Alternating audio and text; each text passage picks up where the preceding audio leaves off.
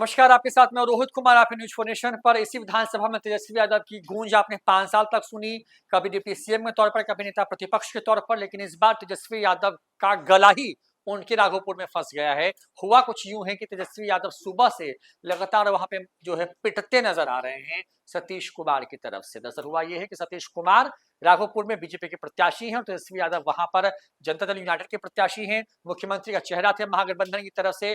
तेजस्वी यादव जो है अब 4,829 वोटों से पिछड़ गए हैं।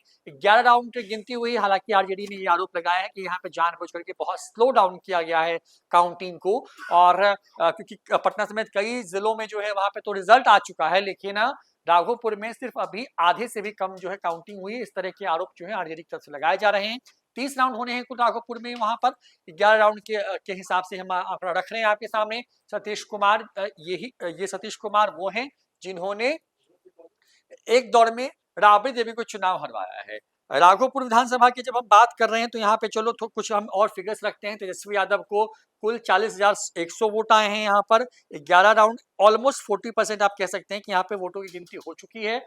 यहाँ पे जनसुराज पार्टी की अगर बात करें तो उसके चंचल कुमार जो हैं वो 3 नंबर पर हैं, 1392 वोट हैं उनको। तेजस्वी यादव क्योंकि सुबह से पहले राउंड में एक बार आगे आए थे और एक बार 9वें राउंड में आगे आए थे, लेकिन उसके बाद फिर 10वां 11वां राउंड जो है वहां पे फिर पीछे हो गए हैं यहाँ पे। और ये थोड़ी परेशानी का सबब है तेजस्वी यादव के लिए। यहाँ के थोड़े आंकड़े आपके सामने रखते हैं कि क्या क्या हुआ था यहाँ पर। तो इलेक्शन रिजल्ट्स की बात करें यहाँ पर तो 2020 में तेजस्वी यादव को यहाँ पे 97,404 वोट आए थे। हालांकि अभी इंतजार करना होगा क्योंकि आधा से ज्यादा ईवीएम खोलना बाकी है वहां पर। 38,174 वोट से तेजस्वी यादव चुनाव जीते थे। इसके पहले तेजस्वी यादव 2015 में इस सीट से पहली बार चुनाव लड़ा था उन्होंने, और वहां पर तेजस्वी यादव जो हैं यहाँ पर कीजिएगा चुनाव जीता था 22,733 वोट से। और 2010 में जो मैं जिक्र कर रहा हूँ सतीश कुमार, ये पहले जदयू में हुआ करते थे, जदयू में थे, जदयू से चुनाव लड़ा था उन्होंने 2010 का, और वहां पे 64,222 वोट उनको आया था साल 2010 में। और राबड़ी देवी चुनाव हार गई थी 13,006 वोट से यहाँ पर। और इस बार यहाँ पर ऐसी स्थिति बन रही है कि तेजस्वी यादव जो है नंबर 2 पर, लगभग नंबर 2 पे चल रहे हैं। और अगर ये स्थिति तेजस्वी यादव की है तो आप ओवरऑल समझ सकते हैं कि क्या स्थिति है पूरे बिहार की। और ये स्थिति पूरे बिहार की है। 93 पर बीजेपी, 83 पर जदयू, आरजेडी 26 पर, लोजपा रामविलास 19 पर। एआईएमआईएम ने फिर चौंकाया है सबको, 2020 में चौंकाया था, 5 सीटें जीत करके आई थी और 6 पे लगातार कांस्टेंट ट्रेंड कर रही है। हम 5 पर और ये उपेंद्र कुशवाहा की पार्टी 4 पर ट्रेंड कर रही है।